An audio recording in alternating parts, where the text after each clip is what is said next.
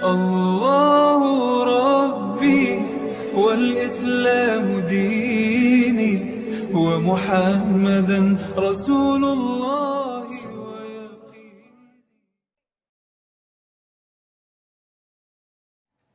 Bismillahirrahmanirrahim. Assalamualaikum warahmatullahi wabarakatuh.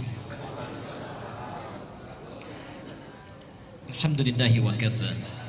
Wassalatu wassalamu ala rasulillahil mustafa wa ala alihi wa sahbihi wa man wafa, amma ba'd.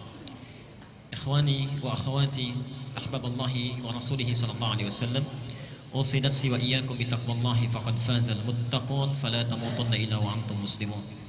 Faqala ta'ala mudhakkiran bidzalika ya ayyuhalladzina amanu taqullaha haqqa tuqatih wa la tamutunna illa wa antum muslimun. Wa qala ya ayyuhan nasu ittaqu rabbakumul ladzi khalaqakum min nafsin wahidah wa khalaqa minha zawjaha wa batha minhuma rijalan katsiran wa nisaa'a wattaqullaha alladzi tasaaluna bihi wal arham innallaha kana 'alaikum raqiba.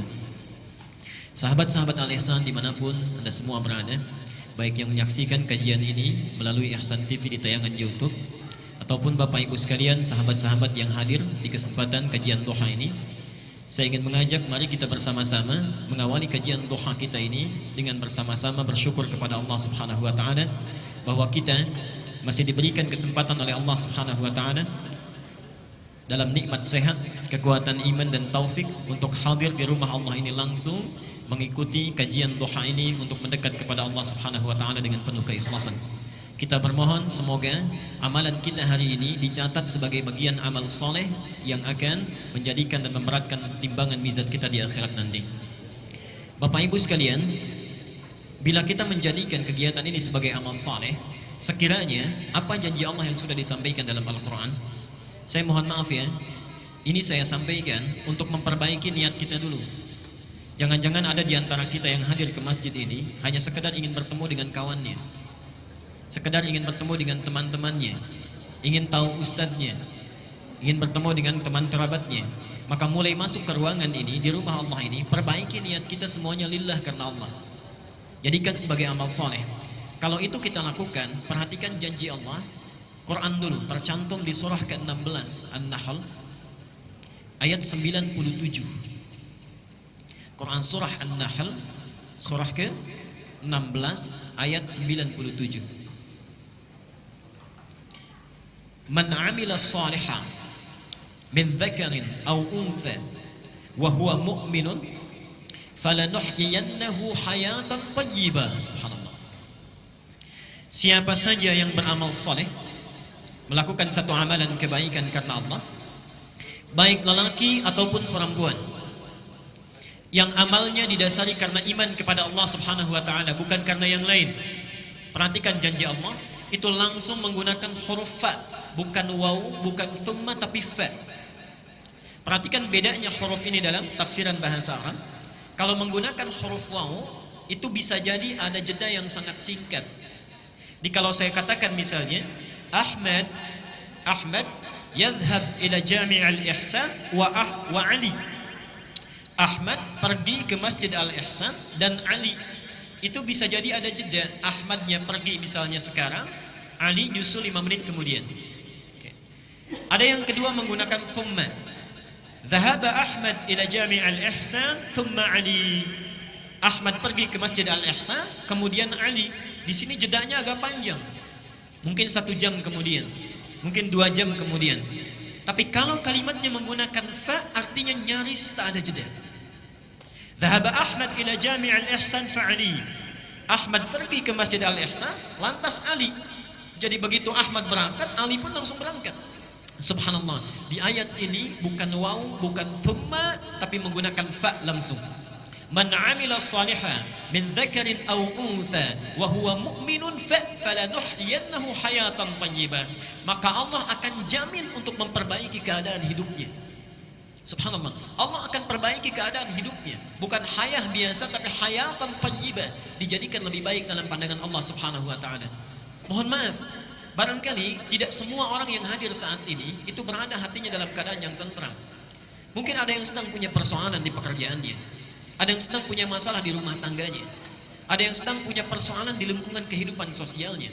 Allah berjanji dalam ayat ini, siapa yang beramal soleh diniatkan karena Allah, maka keadaan apapun yang sedang dia rasakan, Allah akan rubah menjadi lebih baik dalam pandangannya. Jadi antum begitu masuk ke ruangan di rumah Allah ini, subhanallah, perbaiki niat kita, lakukan karena Allah, dan sampaikan kepadanya, duhai Allah, saya hadir di rumahmu ini untuk mendekat kepadamu, jadikan sebagai amal soleh, lalu minta kepada Allah kebutuhan yang kita mohonkan untuk dijadikan lebih baik. Itulah sebabnya saya sering rewel menyampaikan, subhanallah, kalau kita berada taklim di masjid, itu adalah anugerah yang tak terkira nilainya. Perhatikan kalimatnya, tafsir dari ayat ini, bisa kita katakan demikian. Kalau antum masuk masjid, kalimat apa yang diucapkan? Baik. Lihat ya, masjid rumah siapa? Rumah Allah. Masuk rumah Allah Sang Khalik dengan masuk rumah kita, itu sudah lain aturannya. Masuk rumah kita, sebelum masuk kita ucapkan dulu Assalamualaikum. Tolong dicatat ini ya, hadisnya sahih. Seorang yang masuk ke satu ruangan, kemudian tidak mengucapkan Assalamualaikum, maka syaitan, jin berkata kepada teman-temannya, ada tempat bermalam bagi kita hari ini. Kalau kita mengatakan Assalamualaikum misalnya, walaupun tidak ada orang, dan jangan khawatir akan dijawab, gak apa-apa. Assalamualaikum misalnya, kalau kita ucapkan Assalamualaikum, maka syaitan atau jin dia berkata kepada kawan-kawannya, tidak ada tempat bermalam bagi kita hari ini. Pun sama saat kita makan atau minum misalnya, tidak mengucapkan Bismillah karena Allah, maka jin akan berkata, syaitan akan berkata kepada kawannya, kita punya jatah makan atau minum. Tapi kalau kita bacakan Bismillah, sebut nama Allah, dia akan berkata, tidak ada jatah bagi kita hari ini, baik makan ataupun minuman. Rumah Allah beda cara masuknya. Antum rumah biasa, Assalamualaikum, masuk ke rumah Allah, kaki kanan yang dilangkahkan, dan kalimatnya lain, Allahumma ftahli abwaba rahmatik. Subhanallah. Tolong fokus ke sini ya. Ya Allah, barangkali antum selama ini cuma dibaca, tapi sebetulnya Allah sedang menunggu kita. Allahumma ya Allah, iftahli, bukakan kepadaku, bukakan untukku, abwaba, pintu-pintu, bukan hanya satu pintu. Ini bukan pintu fisik yang dimaksudkan. Abwaba rahmatik, pintu-pintu rahmatmu yang luas itu. Kalimat rahmat di Quran wujudnya ada 3. 1, rahmat itu bisa berarti solusi dan kasih sayang Allah yang diberikan bagi orang yang sedang punya masalah, punya persoalan. Itu ada dalilnya di Quran surah Al-Baqarah 155 sampai 157. Quran surah 2 Al-Baqarah ayat 155 sampai 157. Dan nanti keterangannya, tafsirnya ada di Quran surah At-Taubah surah 9 ayat yang ke-18. Perhatikan kalimat Qurannya, subhanallah, ini indah sekali. وَلَنَبْلُوَنَّكُمْ بِشَيْءٍ مِنَ الْخَوْفِ وَالْجُوعِ وَنَقْصٍ مِنَ الْأَمْوَالِ وَالْأَنْفُسِ وَالثَّمَرَاتِ وَبَشِّرِ الصَّابِرِينَ 155. الَّذِينَ إِذَا أَصَابَتْهُمْ مُصِيبَةٌ قَالُوا إِنَّا لِلَّهِ وَإِنَّا إِلَيْهِ رَاجِعُونَ 156. Sekarang lihat 157-nya. أُولَئِكَ عَلَيْهِمْ صَلَوَاتٌ مِنْ رَبِّهِمْ وَرَحْمَةٌ وَأُولَئِكَ هُمُ الْمُهْتَدُونَ. Berhenti di sini. Mohon fokus ke sini, ke ayatnya. Kata Allah, dan siapapun yang hidup itu, pasti kami akan uji kehidupannya dengan berbagai ujian yang bermacam-macam. Minal khauf, ada yang gelisah, khawatir, takut. Di antara kita juga pasti itu ada yang gelisah. Tidak mungkin orang hidup tidak gelisah. Gelisah kalau anak terlambat datang ke rumah. Gelisah kalau suami telat. Gelisah kalau istri belum pulang jam sekian dan sebagainya. Gelisah kalau pekerjaan kita belum menghasilkan seperti yang diharapkan. Wal ju', kekurangan makanan. Wa naqsin minal amwal, kekurangan harta. Wal anfus, ada yang sakit sampai dengan wafat. Wath thamarat, ada yang bekerja tapi hasilnya tidak sesuai harapan. Pasti kita akan alami itu. Seakan-akan, mohon maaf, manusia itu tidak akan luput dari masalah. Tidak ada orang hidup gak punya masalah. Kata Allah, wa basyiris sabirin, berikan kabar gembira kepada orang yang sabar saat dia menerima ujian itu. Siapa mereka? Alladzina idza asabathum musibah qalu inna lillahi wa inna. Perhatikan rumusnya. Kita qalu di sini bukan hanya berkata, bukan. Kata qaul itu juga bisa berarti meyakini. Meyakini dengan sangat yakin. Jadi kalau antum sedang punya masalah, rumus cepatnya jangan mengeluh. Mengeluh itu tidak menyelesaikan persoalan. Antum datang ke sini ada macet, terjebak lampu merah. Antum keluh kesah sana sini, memarahi lampu, itu tidak akan berubah, tetap merah. Kita menggerutu, situasi tidak akan berubah. Jalan yang pertama kita lakukan, qalu inna lillahi wa inna ilaihi rajiun. Subhanallah, alhamdulillah, Allah sudah mengatur ini. Memang ini jalannya yang harus saya lalui. Kalau seseorang mendekat kepada Allah, lahir ketenangan dalam jiwanya. Kalau dia sudah tenang, dekat dengan Allah, perhatikan 157-nya. Ulaika alaihim salawatu min rabbihim. 1. Orang-orang yang punya sikap seperti ini dipuji oleh Allah. Wa rahmah, kalau sudah dipuji diberikan rahmat. Apa bentuk rahmat itu? Wa ulaika humul muhtadun, diberikan solusi, petunjuk untuk menyelesaikan seluruh masalah-masalahnya. Subhanallah. Bapak Ibu sekalian, ketika antum masuk ke masjid, awas, di antara kita barangkali ada yang lupa. Dibuka pintunya, mengucapkan Allahumma ftahli abwaba rahmatik, bukakan pintu-pintu rahmatmu ya Allah. Ayat ini seakan-akan memberikan kesan Allah sedang menunggu kita punya persoalan apa. Diseakan-akan Allah ini, di rumahnya ini sedang menunggu. Adakah di antara kita yang sedang gelisah hatinya? Adakah yang punya persoalan di pekerjaan dan hartanya? Adakah yang sedang sakit ingin meminta kesembuhan? Adakah yang sedang punya persoalan omsetnya barangkali tidak naik, stagnan, terus turun dan sebagainya? Antum masuk ke ruangan masjid, Allah sudah tunggu. Jadi kalau kita sudah berada di dalamnya, tunaikan salat 2 rakaat, duduk sibukkan diri kita untuk meminta kepada Allah Subhanahu wa taala. Orang yang minta diberi nama dengan muhtadun, kalau sudah diberikan diberi nama dengan muhtadin. Lihat di surah At-Taubah ayat ke-18 tadi, tafsirnya. Innama ya'muru masajidallahi man amana billah wa aqamas salat wa ataz zakat wa lam yakhsha illallah fa asa ulaika ay yakunu minal muhtadin. Yang memakmurkan masjid Allah itu kalangannya terbatas. Kalangannya terbatas, subhanallah. Itu hanya orang-orang yang yakin kepada Allah, menunaikan salat dengan konsisten, tunaikan zakatnya dengan baik, tidak pernah takut kecuali hanya pada Allah Subhanahu wa taala. Subhanallah, kata Allah, fa'asa ulaika ayyakunu minal muhtadin. Asa beda dengan la'alla. Kalau la'alla itu berjuang keras dulu baru dikasih. Karena itu ketika Allah menurunkan ayat tentang puasa di Ramadan, itu ujungnya ditutup dengan la'allakum. Terulang sebanyak 59 kali dalam Al-Qur'an. La'allakum itu artinya sesuatu baru diberikan kalau dia serius. Kalau serius. Karena itu jangan harap setiap orang yang puasa itu bisa takwa, belum tentu. Ketika la'allakum tattaqun menutup ayat Al-Baqarah 183, seakan-akan ada kesan yang bisa jadi takwa itu hanya orang yang serius puasanya. Yang tidak serius belum tentu dapat. Mungkin awal-awal puasa salatnya di saf terdepan, selesai puasa, maaf, masjidnya pun bisa tidak hafal. Mungkin bisa begitu. Hanya orang serius yang mendapatkannya. Tapi kalau antum bisa mendawamkan ke masjid, baru masuk saja, bahasanya bukan la'alla, asa. Asa itu kalau kita lakukan dengan yakin, Allah cepat kasih. Allah cepat kasih. Jadi mohon maaf ini ya, kalau antum sudah di masjid, ayo sibukkan. Sibukkan dengan mendekat kepada Allah. Peluangnya ada, antum sedang dinanti ini. Jangan kita menyibukkan diri dengan mengobrol, membicarakan keburukan orang lain dan sebagainya. Sudah, duduk di masjid, sibukkan meminta kepada Allah. Saya berikan rahasia untuk para ikhwan di sini, para ayah khususnya. Para sahabat itu rata-rata, termasuk ulama dan salafus salih. Kalau pulang dari pekerjaannya, Pak, itu mereka membiasakan mampir ke masjid. Salat tahiyatul masjid di masjid, kemudian mereka mendekat, memanjatkan segala doa kepada Allah, menyerahkan hasil usahanya. Subhanallah, rata-rata mereka itu bisnisnya tidak pernah rugi, selalu untung.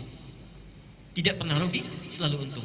Bayangkan masjid di masa itu belum ada karpetnya, alasnya masih tanah. Atasnya pelepah kurma, dan mohon maaf, apa namanya, tembok-temboknya itu sekatnya pelepah kurma, atasnya daun-daun kurma. Kalau masjid yang terbatas saja mereka sudah bisa melakukan dengan baik, maka antum masjidnya yang hadir di samping tempat kita, tempatnya bagus, ada AC-nya, karpetnya baik, segalanya cukup, belum sempat menyentuh kita untuk mendekat kepada Allah, maka dengan cara apa lagi Allah mesti fasilitasi. Itu bagian yang pertama. Yang kedua, rahmat itu juga bisa berarti ampunan Allah bagi orang yang punya dosa tanpa batas. Bagi orang yang punya dosa yang berlebih. Quran surah 39 ayat 53, Az-Zumar.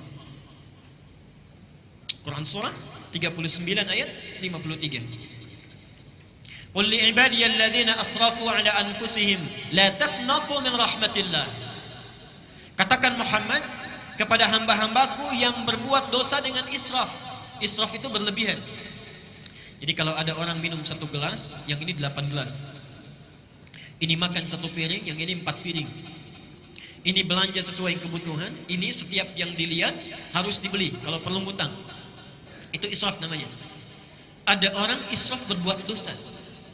Yang ini cuma gosip, yang ini bohong, yang ini mencuri, yang selanjutnya itu semuanya dilakukan.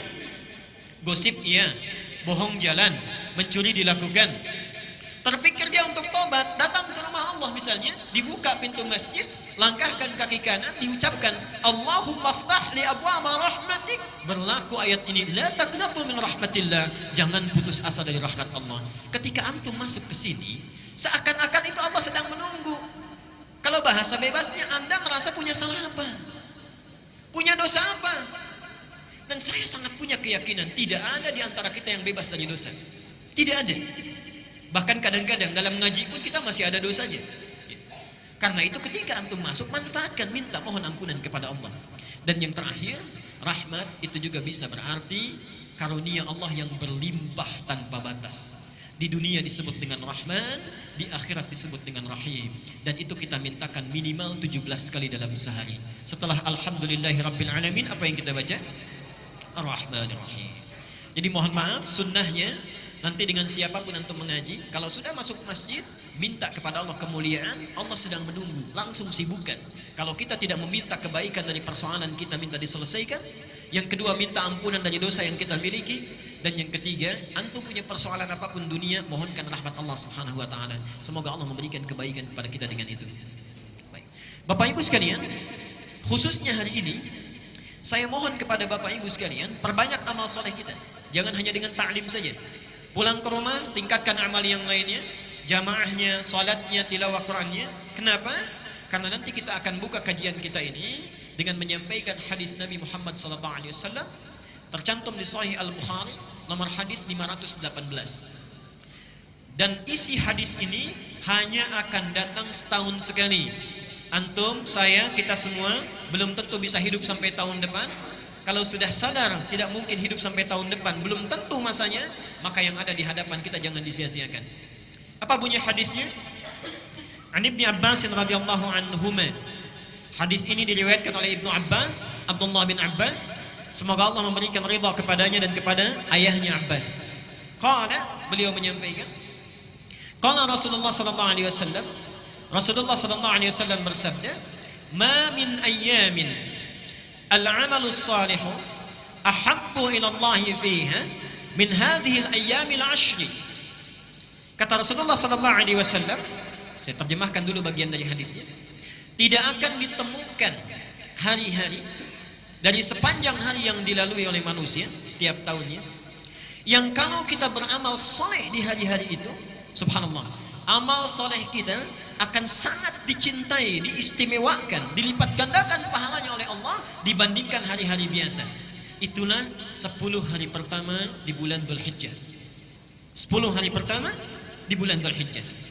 Kalau kita bertanya berapa gambaran pahalanya, perhatikan, sahabat memberikan ilustrasi. Qalu, para sahabat bertanya, "Ya Rasulullah, wahai Rasulullah, walal jihadu fi sabilillah?" Apakah jihad fi sabilillah tidak mampu menandingi pahalanya kalau kita beramal di 10 hari pertama Dzulhijjah ini dengan keutamaannya?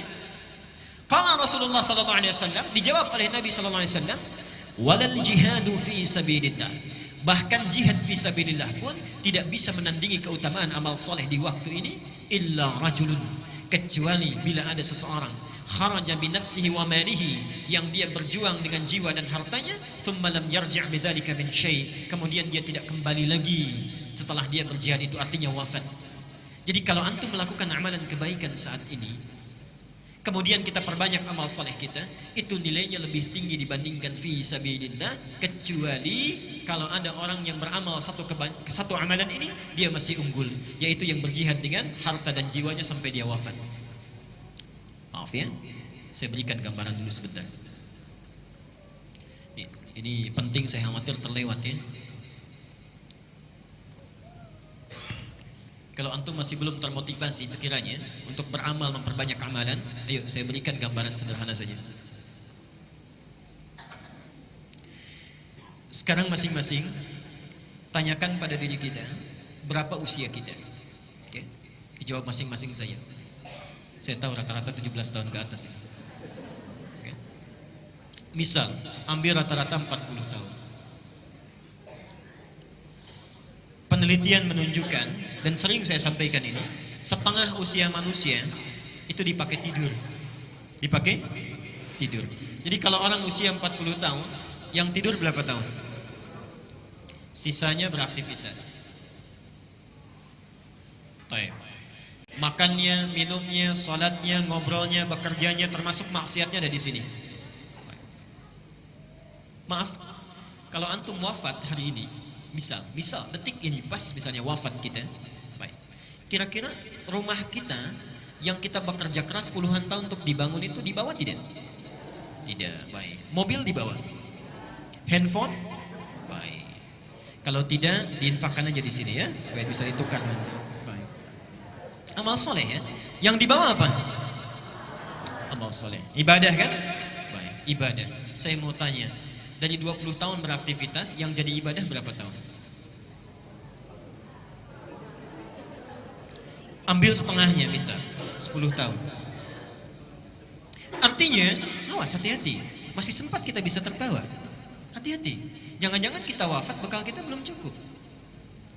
Orang yang usia 40 tahun saja, amalan yang mungkin dibawa menghadap kepada Allah itu cuma 10 tahun. Diterima tidak? Belum tentu. Baik. Syarat diterima amalan itu ikhlas. Wa ma umiru illa liya'budullaha mukhlishina lahuddin. Dari 10 tahun yang ikhlas berapa tahun? Misal setengah, 5 tahun, misal 5 tahun. Jadi orang yang hidup dengan usia 40 tahun itu potensi amal produktif yang dibawa saat dihisab menghadap Allah itu cuma 5 tahun. Dosanya berapa tahun? Subhanallah. Gak usah banyak-banyak ya, gak usah banyak-banyak. Misal dosanya 10 tahun, yang dibawa cuma 5 tahun, dan kita sudah paham bahwa amal yang ini tidak akan cukup menutup dosa-dosa kita. Dan kita yakin bahwa orang yang kurang amal baiknya, lebih banyak amal jeleknya, itu pasti muaranya jelek. Kita yakin kita akan wafat, kita yakin ada neraka, yakin masih ada surga. Kata Ali bin Abi Thalib, manusia itu aneh katanya. Dia yakin dia akan wafat, tapi tidak pernah serius menyiapkan bekal untuk wafatnya. Dia yakin adanya surga, tapi dia selalu melakukan amalan yang menjauhkan dia dari surga.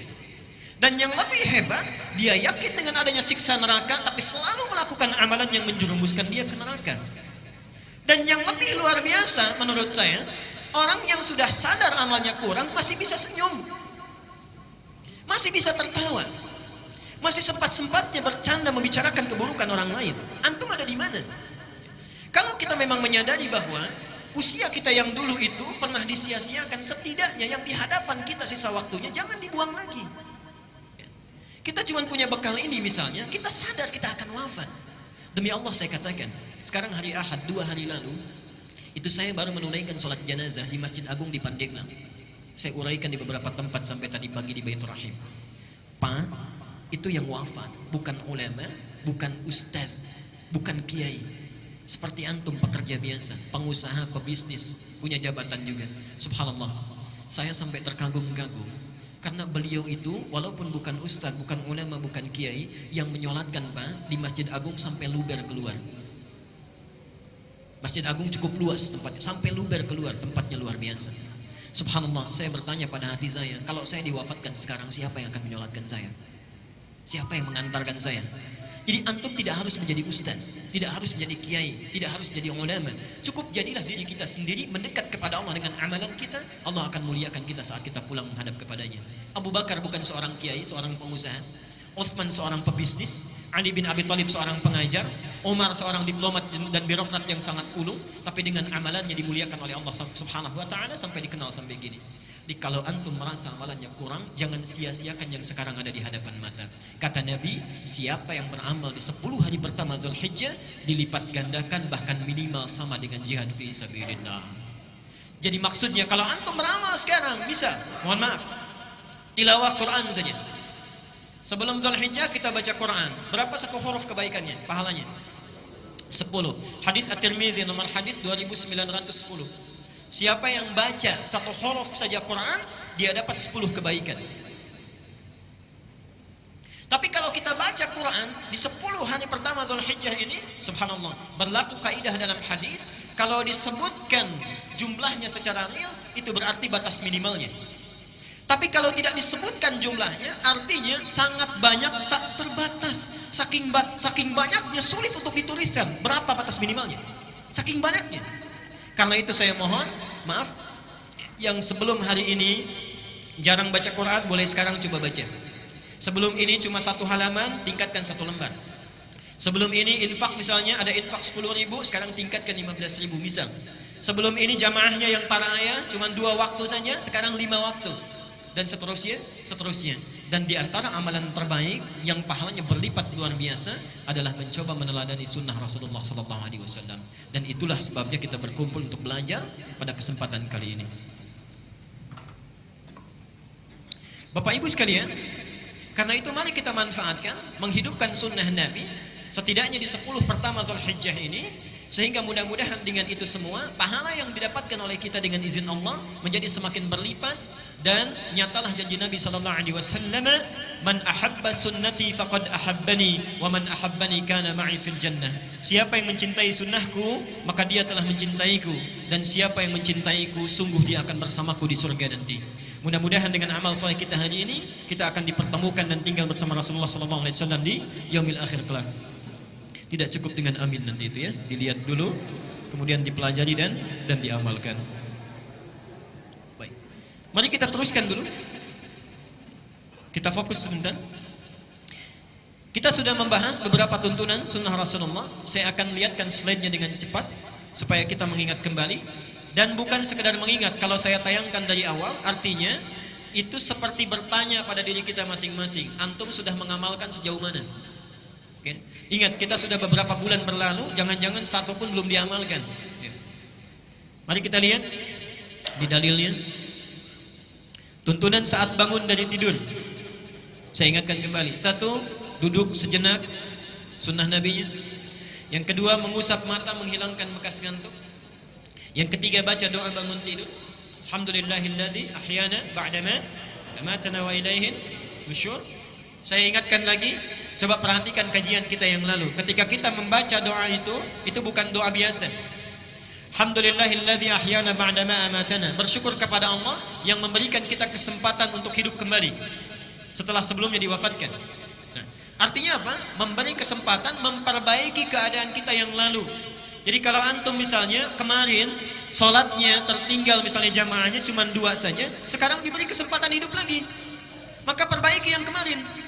Kalau antum baca Alhamdulillahilladzi ahyana ba'dama amatana tiap hari tertinggal terus, itu bukan Alhamdulillahilladzi ahyana.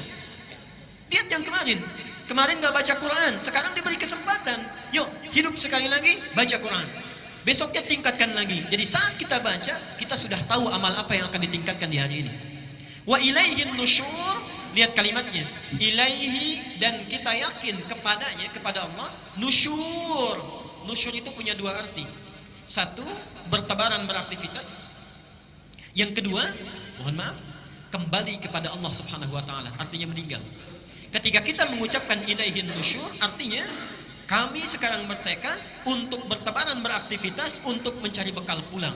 Artinya orang yang membaca doa ini, dia sudah siap berkomitmen menjadikan semua aktivitasnya sebagai ibadah kepada Allah Subhanahu wa taala. Jadi kalau antum baca Alhamdulillahilladzi ahyana ba'dama amatana wa ilaihin nusyur, tapi minumnya tidak disebut nama Allah, itu doanya ada yang kurang sempurna. Berangkat ke kantor tidak menyebut nama Allah, bismillah, ada yang kurang sempurna. Orang yang membaca doa itu setiap detik di ibadah. Subhanallah.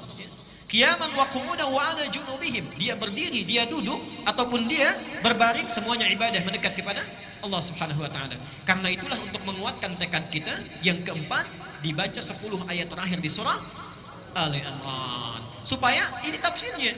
Ketika membaca wa ilaihin nusyur, apa tafsirnya? Inna fi khalqis samawati wal ardi wa ikhtilafil laili wan nahari la ayatin liulil. Seterusnya, alladzina Yadhkurunallaha qiyaman wa qu'udan wa 'ala junubihim. Subhanallah. Jadi antum kalau baca doa ini, para ayah, berangkat ke kantor, bismillah, jadikan ibadah. Macet bismillah, baca Quran bismillah, minum bismillah, semua jadi ibadah. Kalau antum tinggalkan ini, rugi kita. Rugi kita, tidak jadi amal soleh. Wal 'asr innal insana lafi illa alladzina wa amilus solihat. Kalau aktivitas kita tidak jadi amal soleh, walaupun kita beriman, rugi kita karena tidak mendapatkan bekal yang cukup untuk pulang. Hadisnya sudah saya sebutkan. Yang selanjutnya, saya teruskan dulu pelan-pelan ya untuk mengingatkan. Amalan selanjutnya, kalau sudah keluar dari tempat tidur, mencuci kedua telapak tangan dulu, kemudian bersiwak, berwudu dengan sempurna, atau kalau yang memiliki hajat, dia bisa melakukan mandi janabah. Kemudian setelah itu bangun di pertengahan malam. Ingat, bangunnya bukan kesiangan ya.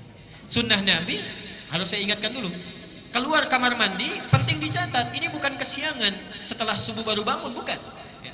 Jadi persis tidur lebih awal, bangun di pertengahan malam atau sepertiga malam, duduk, bersihkan bekas ngantuk, baca doa, kemudian 10 ayat terakhir di surah Ali Imran, keluar, cuci tangan, bersihkan gigi siwak, kemudian berwudu, sempurnakan wudunya, atau ingin kita mandi dulu, baru kemudian setelah itu tunaikan salat tahajud. Dan di sini kemarin kita berhenti bahasan kita. Coba tanyakan sampai antum duduk di sini, dari sekian sunnah sudah berapa yang diamalkan? Kalau ada yang terlewat, maka malam ini jangan lewatkan lagi ya. Sudah kita bisa maksimalkan. Pembahasan kita kemarin berhenti di topik ini tentang menunaikan salat tahajud. Bapak Ibu sekalian, saya akan ringkas dulu sebentar sampai kemudian kita lanjutkan kepada bagaimana sifat tahajud Nabi sallallahu alaihi wasallam. Yang pertama, Nabi sallallahu alaihi wasallam memberikan pesan yang sangat kuat kepada kita agar sedapat mungkin dalam setiap aktivitas kehidupan kita, sedapat mungkin bisa menunaikan salat tahajud di pertengahan malam. Bisa menunaikan salat tahajud dalam pertengahan malam sampai dengan sepertiganya. Baik. Kenapa ini penting dilakukan? Walaupun hukumnya itu tidak berhukum wajib. Walaupun hukumnya tidak berhukum wajib. Ternyata ada keistimewaan-keistimewaan yang ditunjukkan oleh Al-Quran sekaligus sunnah Nabi SAW yang memberikan begitu banyak keistimewaan yang khusus diberikan pada orang yang tahajud, dan tidak akan pernah keistimewaan ini diberikan pada orang-orang yang tidak tahajud sekalipun sholat fardunya itu sempurna. Misal, sholat fardu yang 5 waktu dia wajib, bagus, khusyuk ditunaikan, baik dilakukan karena Allah, tapi tidak tahajud, dia tidak akan dapat kemuliaan-kemuliaan ini. Apa diantaranya? Satu, Rasulullah menyampaikan dalam hadis riwayat Muslim nomor hadis 1163. Beliau menyampaikan, afdalus salati ba'dal fardhati salatul laili. Afdalus salati, salat yang paling utama ba'dal fardhati, setelah salat fardhah itu, maksudnya yang 5 waktu, dari mulai subuh, zuhur, asar, maghrib kemudian isya, itu yang paling utama, yang paling bagus salatul laili, salat yang ditunaikan pada malam hari, yaitu yang dimaksud salat tahajud. Jadi sifatnya saja sudah disebut oleh Nabi sebagai salat yang sangat utama. Satu. Yang kedua, apa rincian dari keutamaan ini? Mari kita lihat pelan-pelan. Satu, disebutkan oleh Allah dalam Al-Quran surah 73 Al-Muzammil. Surah Al-Muzammil kemarin pernah kita bahas, ayat yang ke-6, inna nasyi'atal laili hiya asyaddu wat'aw wa aqwamu qila. Satu, ini kata Quran, sifat kekhusyuannya saja, sifat kekhusyuannya, salat malam itu kalau ditunaikan akan lebih khusyuk, lebih menyentuh ke dalam jiwa dibandingkan dengan salat yang ditunaikan di siang hari. Subhanallah. Inna nasyi'atal laili, sungguh bangun malam itu, hiya asyaddu wat'aw wa aqwamu qila, dia akan lebih menyentuh ke dalam jiwa, wa aqwamu qila, dan memberikan semangat yang kuat tatkala kita menyebutkan berbagai permohonan kepada Allah. Tolong jeli ya, jeli membaca ayat ini. Silahkan dibuka ayat 7 sampai 8-nya. Dibuka ayat 7 sampai 8-nya. Ya ayyuhal muzammil qumil laila illa qalila nisfahu aw inqus minhu ila qalila wazid 'alaihi warattilil qur'ana tartila. Baik ya. Inna sanulqi 'alaika qawlan thaqila inna nasyi'atal laili hiya ashaddu wat'aw wa aqwamu qila. Sekarang lihat ayat 7-nya. Innalaka fin nahari sabhan tawila. Saya berikan rahasianya di sini ya. Yang buka mushaf, saya tidak tuliskan di sini. Yang bawa mushaf, coba dibuka juga tafsirnya surah Al-Insan. Al-Insan ayat 26. Bukan Al-Ihsan ya, karena nggak ada Al-Ihsan di Quran. Al-Insan. Al-Insan ayat 26.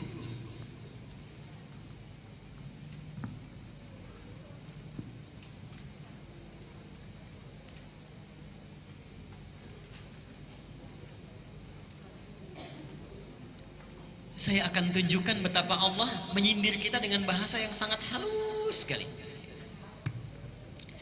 Kita buka di surat 73 dulu. Al-Muzammil, inna laka fin nahari. Lihat sini rumusnya, saya garis bawahi. Sabhan tawila. Ini. Lihat sini. Ini yang di Al-Muzammil ayat ke 7. Oke? Sungguh kata Allah, inna laka fin nahari, sungguh engkau itu pada saat siang sabhan tawila, begitu banyak dan sibuk betul aktivitasnya.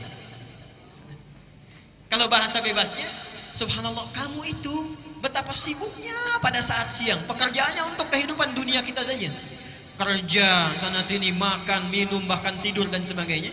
Jadi siang itu seakan-akan tidak ada waktu untuk Allah. Paling cuma 1 menit, 2 menit, 5 menit, 10 menit. Kadang-kadang sholatnya juga kalau ada rapat buru-buru. Ibu juga misalnya sedang sholat, dengar ada diskon, kadang-kadang buru-buru ya. Subhanallah, innalaka fin nahari sabhan tawila. Kata Allah, kamu itu saat siang begitu sibuk luar biasa. Wadhkur isma rabbika wa tabattal ilaihi tabtila. Subhanallah, perhatikan di sini ya. Kata Allah, kenapa tidak luangkan waktu sedikit saja di malam hari agar engkau bisa berzikir kepadaku. Siang hari kita sibuk dengan makhluk, kapan waktunya untuk sang Khalik? Sedangkan setiap waktu Allah memperhatikan kita. Dan hebatnya manusia, kalau lagi butuh cepat ke Allahnya minta gitu kan? Allah menyindir kita dengan sangat halus. Anda itu siang kok sibuk sekali. Kalau malam dipakai apa? Sudah siang sibuk, malam tidur juga. Siangnya sibuk, wa ja'alna an-nahara ma'asha, sibuk beraktivitas, malamnya tidur. Cita-cita masuk surga. Cita-cita masuk surga. Kata Allah, subhanallah, wadhkur isma rabbika wa tabattal ilaihi tabtila. Kenapa tidak luangkan waktu sedikit saja untuk menyebut nama Tuhanmu, mendekat kepada Allah? Baik. Nah, disebut di ayat lain di Al-Insan itu, di Al-Ihsan, di Al-Insan maaf, ayat ke-26. Perhatikan di situ. Wa minal laili fasjud lahu wasabbihu lailan tawila. Lailan tawila. Dan di antara sementara malam, tidak usah semuanya. Allah nggak minta kita semua malam, tidak. Sedikit saja kita bangun. Kemudian sujud kita, salat pada Allah. Wasabbihu, dan banyak bertasbih menyebut namanya. Lailan tawila. Lihat sini sebentar. Garis bawahi dulu. Saya tidak akan menafsirkan yang ini dulu. Saya akan tafsirkan yang ini dulu. Bapak Ibu sekalian, perhatikan bedanya Allah dengan makhluk, sang Khalik dengan makhluk. Kalau makhluk minta, manusia minta, biasanya setiap permintaan dan perintahnya itu harus ada kompensasi, timbal balik. Sifat kedua, kalau diminta sekali masih mungkin beri, walaupun kemungkinannya juga belum tentu diberi. Walaupun kemungkinannya belum tentu diberi. Pak, boleh minta kertas 1? Mungkin diberi. Boleh minta handphonenya? Belum tentu diberi, baik kan? Belum tentu diberi. Minta sekali diberi, kedua kali belum tentu diberi. 3 kali bisa marah. Sang Khalik lain. Diminta sekali senang. 2 kali lebih senang. Berkali-kali sangat senang. Tidak minta malah marah.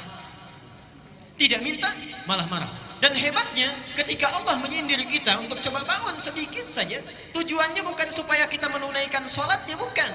Tapi Allah tahu bahwa barangkali saat kamu sibuk itu, kamu punya banyak masalah. Subhanallah. Ini sindiran sangat halus sekali, seakan-akan dengan sifat rahmatnya.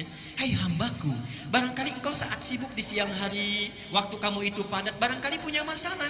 Coba bangun sedikit saja, saya selesaikan masalah yang kamu miliki pada saat siang itu. Apa masalahnya? Coba lihat. Satu, lihat kata Allah pahalanya Al-Isra ayat 79 sampai 82. Saya cepat, saya uraikan pertemuan yang lalu. Satu, wa minal laili fatahajjad bihi nafilatan laka asa. Satu, ayyab'atsaka rabbuka maqaman mahmudan. Allah akan angkat derajat, karir, pekerjaan orang yang punya masalah ditempatkan di karir terbaik. Seakan-akan saat malam antum sibuk kalau bekerja siang hari, malam itu ditunggu. Ada nggak yang punya masalah di pekerjaannya? Wa qur rabbi adkhilni mudkhala sidqin.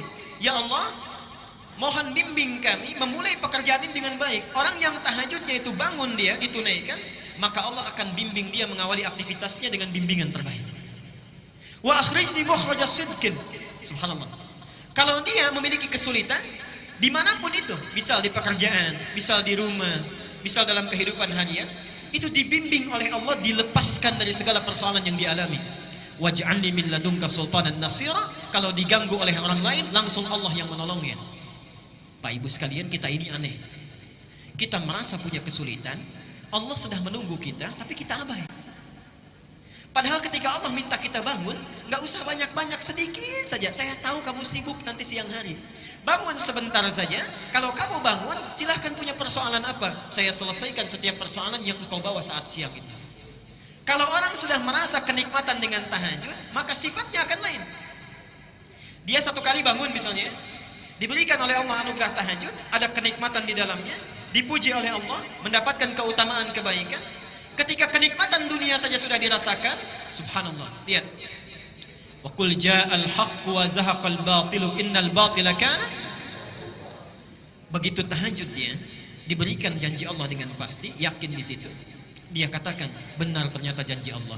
Dinikmati tahajudnya, malam tadi yang cuma 2 rakaat, besoknya lailan tawila.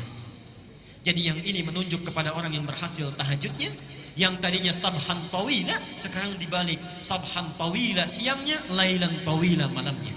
Jadi kalau orang tahu tentang hikmah dan hukum tahajud serta keistimewaannya, niscaya orang tidak akan pernah tidur pulas setiap malamnya. Pasti bangun. Pasti bangun. Saya teruskan sebentar. Yang selanjutnya, orang tahajud itu satu, disebut sifat salatnya akan lebih khusyuk. Yang kedua, mendapat anugerah kebaikan saat di dunia. Yang ketiga, langsung dipuji oleh Allah di Az-Zumar. Quran surah 39 ayat 9. Amman huwa qanitun ana al-laili sajidan wa qa'iman yahdharul akhirah wa yarju rahmat rabbih qul hal yastawi alladhina ya'lamuna wal ladzina la ya'lamun. Adakah sama di antara orang-orang yang suka bangun malam dengan khusyuk kemudian sujud berdiri lama karena Allah dengan orang-orang yang tidak beriman? Sedangkan orang-orang yang bangun di malam hari ini, satu, dia takut kalau di akhirat dia tidak akan selamat. Yang kedua, dia mengharap rahmatnya Allah. Jadi diberi kesempatan oleh Allah, setiap bangun kamu mau minta apa? Mau minta apa? Hadisnya qudsi bahkan. Ya ibadi, wahai hambaku, siapa yang kemudian meminta kepada Allah, aku akan berikan. Siapa yang memohon akan dikabulkan. Siapa yang beristighfar mohon ampunan akan diampuni pada saat ini. Subhanallah. Dan yang terakhir, ini tolong catat dengan baik ya. Allah sediakan surga khusus bagi orang-orang yang selalu mendawamkan tahajud. Jadi ada surga khusus nanti, ada surga khusus ya, tingkatannya yang disediakan bagi orang yang selalu konsisten tahajud.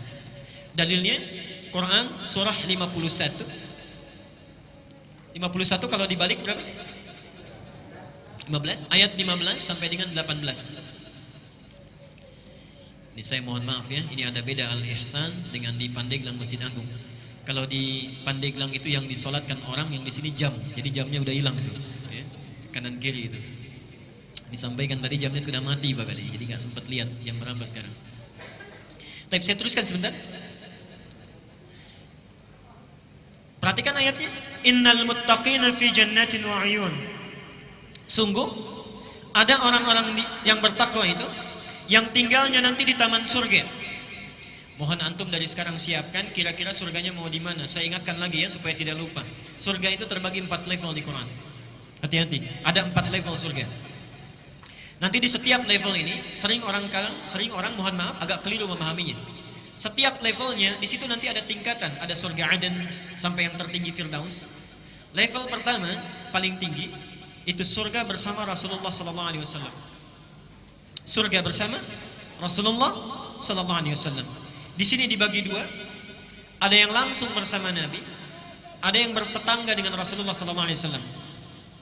Yang langsung bersama Nabi, hadisnya sahih, man ahabba sunnati wa faqad ahabbani wa man ahabbani kana ma'i fil jannah. Siapa yang cinta dengan sunnahku, maka dia sungguh telah mencintaiku. Dan siapa yang mencintaiku, maka dia akan bersamaku di surga nanti. Kana ma'i, yarhamukallah. Kana ma'i, dia akan bersamaku. Yang bertetangga dengan Nabi, perhatikan hadisnya, ana wa kafilul yatimi kahataini fil jannah. Saya dengan pemerhati anak yatim nanti seperti ini di surga, dekat. Ya, dekat, bertetangga. Level kedua itu orang yang tinggal di taman surga. Yang tinggal di taman surga. Apa keistimewaan taman surga ini? Taman surga ini keistimewaannya dibandingkan dengan surga biasa langsung disifati oleh Quran, akhidina ma atahum rabbuhum. Kalau surga yang lainnya, misal antum masuk surga di kelas biasa misal, itu kalau ingin minum saja ada pelayan namanya wildanun mukhalladun. Kalau laki-laki dilayani oleh bidadari yang sangat cantik luar biasa. Kalau perempuan oleh pangeran-pangeran surga. Gelasnya saja bi aqwabi wa abariqa wa ka'sim min ma'in. Terbuat dari mutiara-mutiara yang berkilauan dari emas dan perak yang menyatu. Yang sifatnya mala ainun ra'at wala udhunun sami'at wala khatarun ala qalbi bashar. Tidak pernah dilihat oleh mata di dunia, didengar kisahnya oleh telinga, dan subhanallah tidak pernah terlintas sedikit pun di benak kita. Itu surga kelas biasa. Tapi surga, di taman surga, perhatikan, kalau antum butuh apa-apa, itu Allah langsung yang kasih. Kun fayakun ada. Akhirina ma atahum rabbuhum innahum kanu qabla dzalika muhsinin. Mereka langsung dibalas oleh Allah, ingin apapun subhanallah langsung ada Allah yang berikan. Sungguh mereka itu adalah orang-orang yang ihsan saat di dunia. Apa cirinya? Ternyata ciri pertamanya itu orang yang konsisten tahajud. Lihat, kanu qalila minal laili ma yahja'un. Ciri pertamanya, orang-orang ini saat di dunianya sedikit tidurnya. Sedikit tidurnya. Dia hidupkan malamnya. Ya, ini insyaallah antum mirip-mirip ya. Kalau di situ sedikit tidur, di sini sedikit-sedikit. Tambah sedikit ya. Baik. Kanu qalila minal laili ma yahja'un. Jadi kalau kita rajin tahajud, ya, kita dawamkan ibadah ini, subhanallah, itu surganya yang sudah menanti minimal taman surga. Taman surga itu minimal. Ya. Kalau antum misalnya tambah lagi dengan yang lain, kita dawamkan misalnya, subhanallah, sholat sunnahnya yang qabliyahnya 12 rakaat tidak pernah ditinggalkan, didawamkan terus, dibikinkan rumah lagi, dibikinkan istana di dalam surga. Kalau antum tinggalkan canda yang tidak bermanfaat, misal canda yang tidak bermanfaat itu yang ada bohongnya, hanya untuk membuat orang lain tertawa misalnya, itu subhanallah dibangunkan oleh Allah istana di pinggiran surga. Di pinggiran surga. Alhamdulillah masih penting dapat istana, ya. Di pinggiran surga. Baik, villa lah kalau dalam bahasa kita. Kalau orang yang meninggalkan perdebatan, misal ada debat kusir dan lain sebagainya, kita sudah tidak nyaman dengan itu, kita tinggalkan karena Allah, dibangunkan di dalam surga. Dan orang yang memelihara amal-amal solehnya, diperbaiki lagi, dibangunkan rumah di puncak tertinggi di surga. Sekarang, antum kira-kira sudah merencanakan mau tinggal di mana? Saya cuma kasih 2 pilihan. Kata Quran, minimal, ini yang paling minimal. Minimal itu kita harus ada di kelas 3. Yang ketiga itu tempat surga yang seluas langit dan bumi. Seluas langit dan bumi. Dalilnya ada di Ali Imran, nomor ayat 133 sampai 134. Quran surah 3 ayat 133 dan 134. Lihat ayatnya.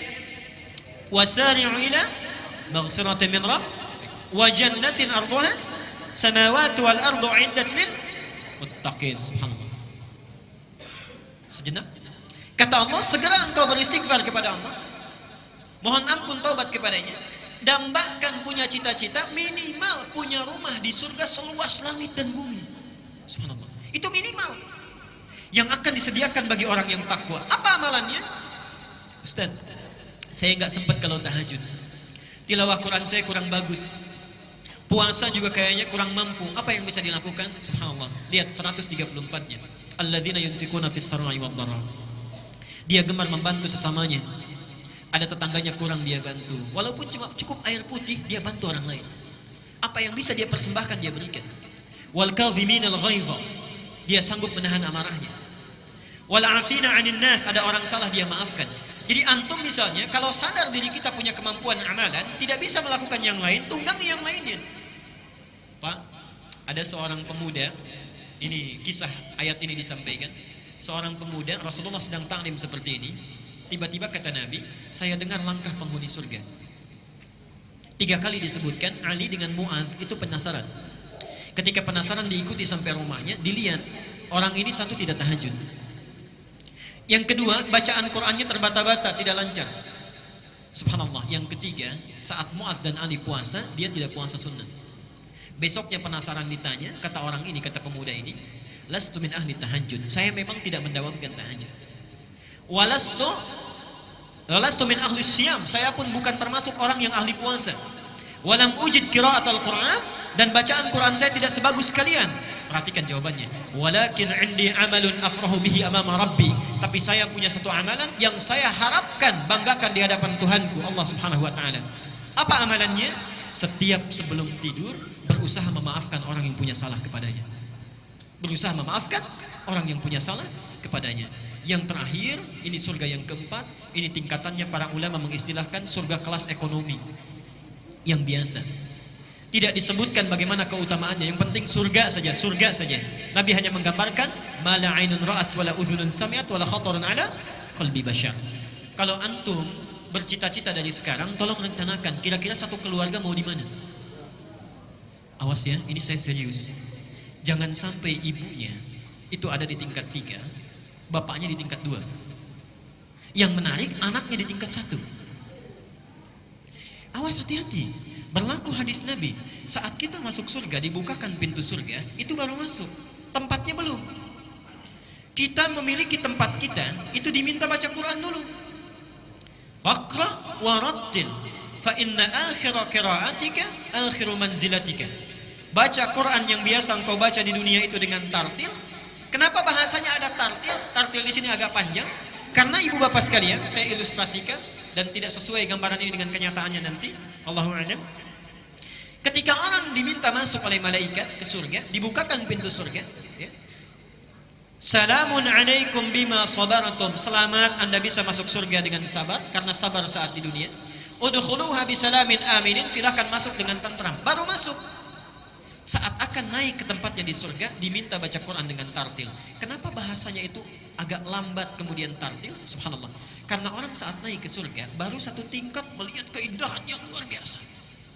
Seakan-akan dia tidak mau cepat-cepat. Ingin dilihat dulu, naik lagi, naik lagi. Fa inna akhira qiraatika akhiru manzilatika. Di akhir bacaan kita, disitulah kita tinggal. Disitulah kita tinggal. Mohon maaf, digambarkan dalam riwayat, banyak orang yang menyesal masuk surga. Orang menyesal masuk neraka, wajar. Tapi masuk surga, ada sesuatu yang aneh. Kenapa menyesal? Yang satu ketika naik, baca biasa 10 ayat, temannya 20 ayat. Begitu berhenti di situ, temannya naik ke atas. Yang satu 30 ayat, temannya naik ke atas. Yang satu lebih tinggi lagi. Awas, jangan-jangan anak antum hafal Quran, antum biasanya baru 10 ayat. Ibunya baru 30 ayat. Anaknya sudah di atas, orang tuanya masih di bawah. Sedangkan Allah menawarkan saat kita di dunia. Surah 53 ayat 21. Allah menyediakan satu surga untuk keluarga besar. Walladzina amanu wattaba'athum dzurriyyatuhum biimanin alhaqna bihim dzurriyyatahum. Dan para orang tua yang beriman, kalau diikuti oleh anak cucunya baik seluruhnya, maka kami akan himpun mereka di satu tempat di surga langsung. Satu tempat di surga. Baik. Karena itu saya mohon, saat ini kalau kita belajar tahajud, bapak kalau bangun jangan sendirian, Pak. Lihat, rencanakan dengan istri, Ma, kita bangun malam ini. Istri juga begitu, Pak, kita bangun malam ini. Kalau capek mungkin papa yang istirahat atau sebaliknya. Kemudian mama yang berdoa. Anak punya kemampuan, bangunkan. Subhanallah. Ibnu Abbas itu begadang, usia 3-4 tahun, hanya ingin melihat sifat sholat tahajud Nabi SAW. Seorang Ibnu Abbas. Jadi mohon, rencanakan dari sekarang, beramal dengan amalan satu keluarga. Saya teruskan dan di sini kita berhenti dulu kajian kita. Sekarang sifat tahajud Rasulullah sallallahu alaihi wasallam. Nanti kita akan jeda dulu sejenak di sini, kita buka untuk diskusi dulu. Bapak Ibu sekalian, kalau sekarang kita sudah merencanakan, insya Allah saya akan bangun malam nanti misal, kemudian kita sudah siap untuk tahajud. Bagaimana cara Nabi mengajarkan kita tahajud? Bagaimana sifat sholatnya? Disampaikan oleh para sahabat yang lebih banyak diriwayatkan oleh kerabat Nabi Sallallahu Alaihi Wasallam. Ada diantaranya Aisyah, diantaranya Ibnu Abbas, dan diantaranya Ibnu Umar. Mari kita lihat beberapa keterangannya. Satu, dari segi bacaannya, Nabi Sallallahu Alaihi Wasallam diriwayatkan hadis dari Al Bukhari, nomor hadis 3569. Dan hadis Muslim nomor hadis 738. Ini hadis diterima dari Aisyah radhiyallahu anha. Kata Aisyah, adalah Rasulullah sallallahu alaihi wasallam selalu menunaikan qiyamul lail, salat malamnya itu. Selalu menunaikan salat malamnya, baik di Ramadan ataupun di luar Ramadan. Kata Aisyah, itu ditunaikan dengan 4 rakaat. Jangan tanya tentang bagus bacaannya.